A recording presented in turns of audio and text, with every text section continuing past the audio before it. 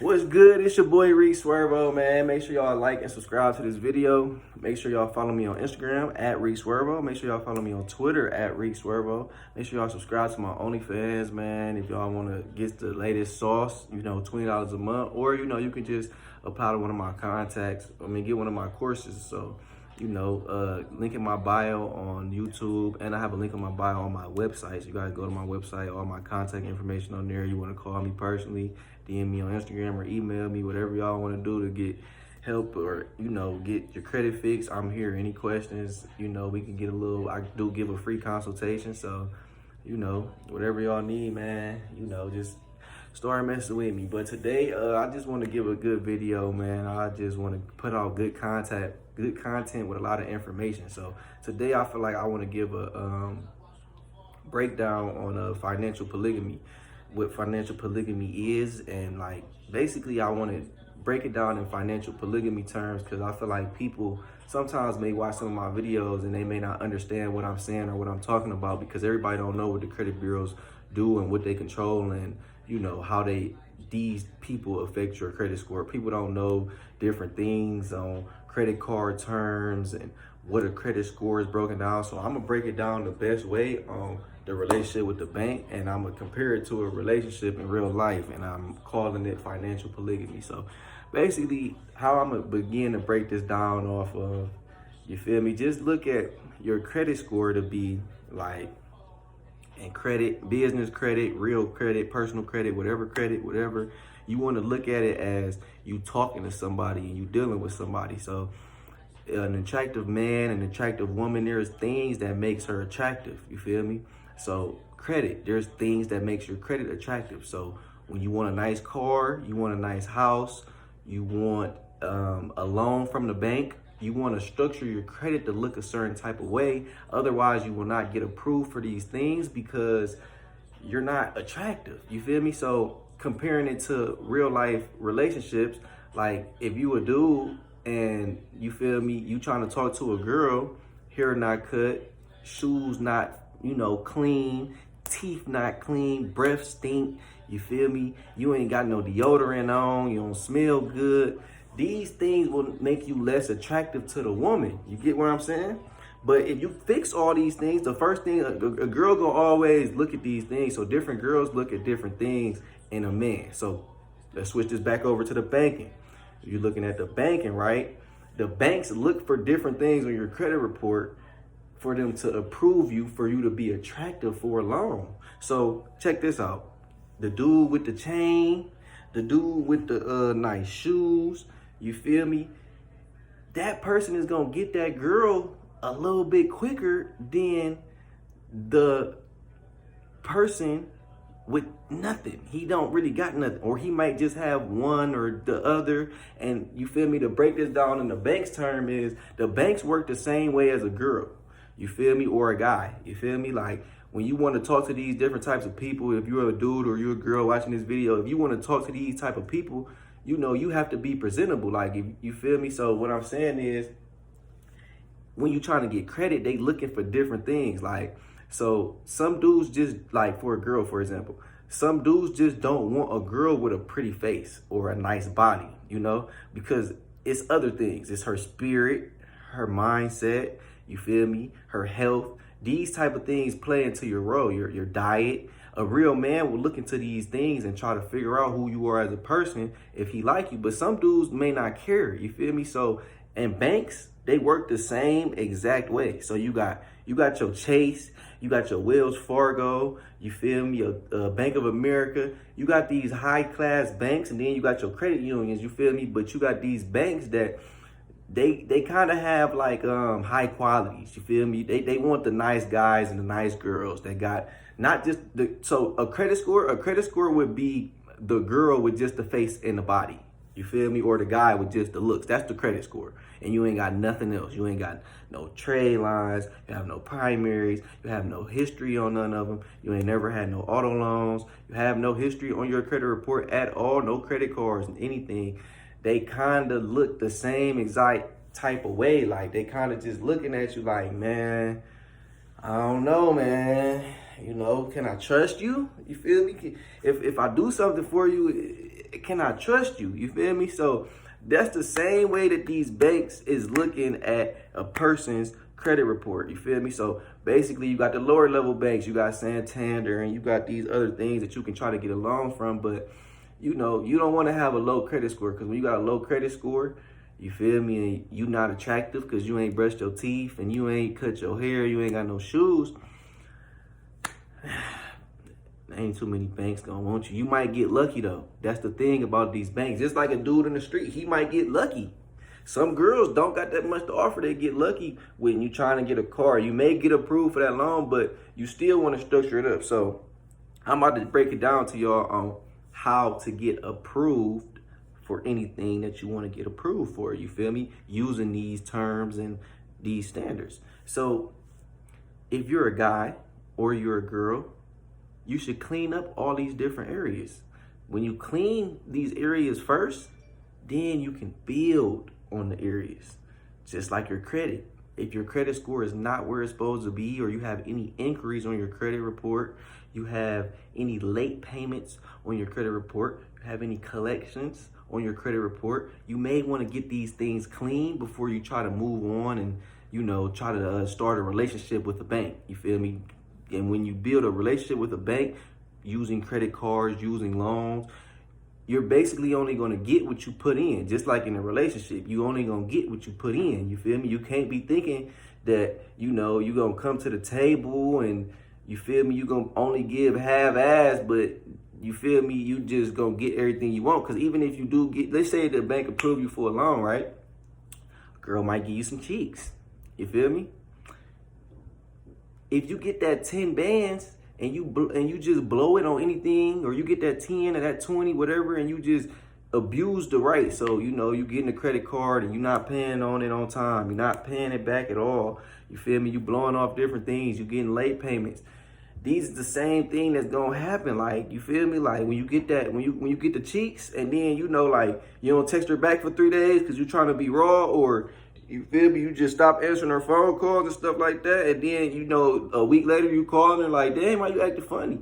No, she not acting funny. You taking care of what you're supposed to be doing. You feel me? The same work with the banks. You feel me? You can't be thinking that you're gonna do whatever you want to do and get what you want to get. But check it out like this. What I'm gonna do is, once I get it, we gonna get taken out to eat. You feel me? And then after we go out to eat, you feel me, we gonna do other fun things. You know, we might go to the movies, and I'm gonna give you a good time, because in the long run, you only, like I keep saying, you get what you get in what you put out. So now, when it's come Christmas time, if I'm doing what I'm supposed to do as a man, then, you feel me, I should have a good Christmas. The banks work the same way, but they even better. Because every month, as long as you get a credit card, let's say you get a $10,000 limit on your credit card. Boom. $10,000 credit card limit. You making your payments every time on month, no late payments, and you keeping your utilization from 2 to 9% is what you're supposed to. A lot of people gonna tell you 30. I'm gonna tell you the truth. It's 2 to 9%. You don't want it at nowhere over 2 to 9%. That's just a little bit too high. You want to keep it below 10%. You feel me? So we're going to go 2 to 9. So you keep it at 2 to 9. You're making your payments every month. And I'm going to give y'all a secret hack on your credit cards. It's a secret hack. I done gave it on some previous videos, but here we go right now. So when you're making your payments on your credit card, let's say you got $10,000 credit card out. Your bill is, I don't know, $500, whatever. If I was to pay this $500 credit card bill, what I would do is I would pay about $485 of it, leave $15 on it 3 days before the statement. So you gotta look on your statement and see when it's due, not just the beginning or the end of the month, because everybody have statement days where you're due to pay your credit card. Now, on these days, you have to make sure that it lines up. And, you know, like, you can call and contact, because I think you can set it up yourself sometimes, depending on which bank it is, but sometimes they just give you a specific one, and you got to make sure. So just say my payment was due on the 15th. My payment due on the 15th, I'm going to make a $485 payment on the 12th, and I'm going to pay the other 15 on the 14th. You feel me? So that way, boom, I made 2 payments. Thank me later. That's what I'm going to just say on that. So, boom. Back to financial polygamy. You feel me? The beans and the, you feel me? I'm about to get to what's that called? The meat and potatoes. There we go. So boom, the meat and potatoes. So boom, like I said. So the banks, once you do these things, okay, so it's like, once you know you in there with that girl, you good. But here come the polygamy side of it. See, once you build that relationship up with this one bank, you get you a car loan, you get you a credit card, you feel me? Even if you get a real loan, you feel me? Boom, you making your payments, and you want a variety of different credit cards. You want a credit mix. The credit mix, that's 10% of your credit score right there. Just the mix of credit on your credit. So you always want to have a mix of different things on your credit score, but as long as you're making these payments. So look, now let's take it back to the girl and the guy. So just think about that girl that, you know, when she comes outside, you know, right after, you know, she got old dude, you feel me? And then she got another dude, you feel me? You want to make yourself wanted. You want to make the banks fight over you because, okay, so when a girl tell a dude that, you know, don't already dudes like her, or all the dudes used to talk to her trash and they used to treat her real bad, you know, the dude sometimes in his head, he be thinking like, yes. You feel me? He think like, yes. Because you have to take what I give you. If I give you 24% interest rate, you gotta take this. That's what the banks think too. If only this bank was messing with you, or you only got one credit card and you weren't paying back, they be thinking like, yes, I don't have to I'm gonna make some money. I'm gonna take advantage. The banks think the same way. But the way to beat that is to take care of yourself. If all your stuff, your history right, payments right, no late payments, no increase, your hair done, that means you got a nice dress, you did your makeup today, you got your eyebrows arched, you went crazy. Teeth smelling good, perfume on, you fresh. Yeah, you rock, yeah, whatever. You rocking some crazy on your feet, yeah. And then now you got options. That's the financial polygamy side of it. Now people are fighting to do business specifically with you. That's on the bank side, you feel me? That's just like in real life, you feel me? It's the same thing, bro. Like, and I'm only putting it in this type of situation because I used to work for a car dealership, and when I used to work for a car dealership, something that used to make me mad was people would walk into the dealership and they'd be mad that they didn't get a car, and their credit was garbage.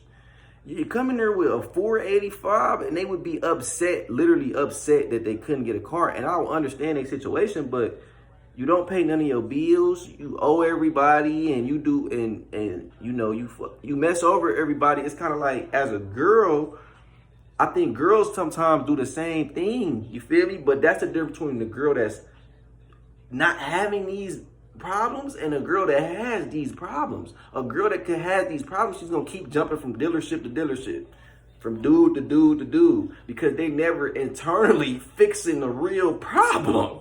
But check this out, a girl that got a lot of guys, that has 3-4 dudes in her messages right now that will do anything for her, she can get what she want to get, whatever.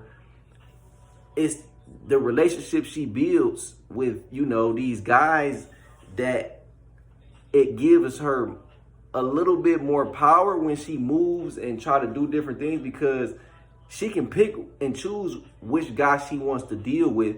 But since she has the full control, because everything on her life and her end is in the right position, then they can build a relationship. And when they build a relationship, they both got stuff to offer. You feel me? Opposed to now, she can figure out which person got, when she picks her specific dude, she can figure out which one gonna give her the best interest rate. You feel me? You hear me out? Gonna give her the best loan offer. And then this is how she becomes the prize. When you got all your stuff in line, you become the prize. Same thing with credit. When all your stuff is in line, you become the person that they want. And when you become the person that you want, you want the ball in your court at all times. When you got that 720 credit score and you walk in that dealership, you're gonna get whatever car you want. You feel me? Because everything taken care of. You got some history. You didn't pay everything back. Ain't out none of these problems. You gonna do that. So that was basically a short breakdown on, you know, financial polygamy, man, how I look at it. And, you know, you just kind of just want to keep looking at these things like this. So this is the ways on how, you know, a lot of people get to leverage their money. Like when you leveraging your money, you want to make your money work for you and not you work for your money. Like we trying to create financial freedom. We not trying to be working these jobs forever, working this 9 to 5. You want to take this extra. You supposed to use credit as a leverage. Stop listening to people when they say, I use my credit for emergencies. Yeah, you supposed to use certain cards as emergency cards, but if you know how to play this credit game, you feel me? Or you get with people that know how to play the credit game, you can get whatever you want. You got to start your own business. You can start your own business and get funding. You feel me? There's people out here to get you funding through these businesses, and you got to use this to your advantage. So, you feel me? That's what you got to do, man. So, like I said, make sure y'all like and subscribe this video, man.